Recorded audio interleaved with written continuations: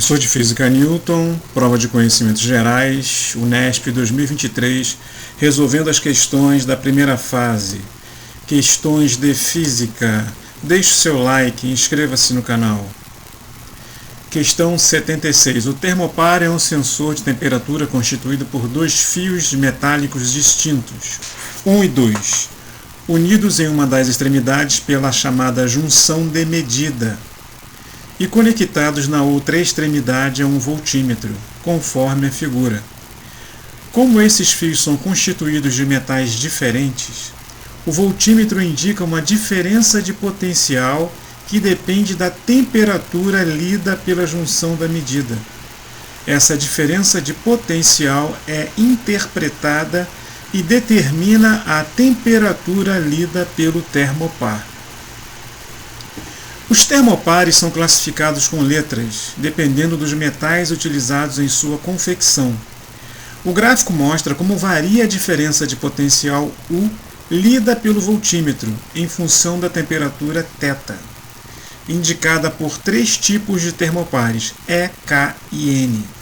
Nesse gráfico, a sensibilidade do termopar, medida em mV por grau Celsius, está associada à inclinação da reta tangente à curva em determinado ponto. Voltímetro, fio 1, fio 2, junção de medida. Então, esse gráfico, o eixo vertical, diferença de potencial em milivolts e temperatura em graus Celsius.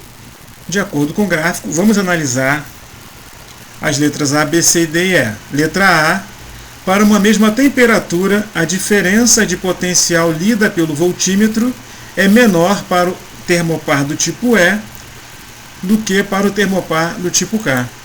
Então, veja bem, para uma mesma temperatura, que é 600 graus Celsius, o termopar do tipo E tem uma diferença de potencial superior a 40 mV.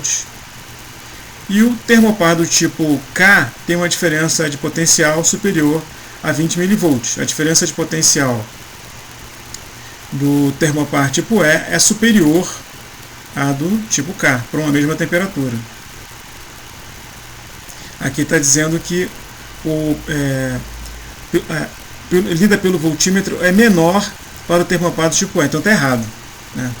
Aí no caso está errado, porque a leitura do termopar tipo E é superior à do tipo K para uma mesma temperatura, temperatura de 600 graus Celsius, né? Então você lê uma diferença de potencial acima de 40 mV para o termopar tipo E e uma diferença de potencial de 20 mV para o potencial tipo K.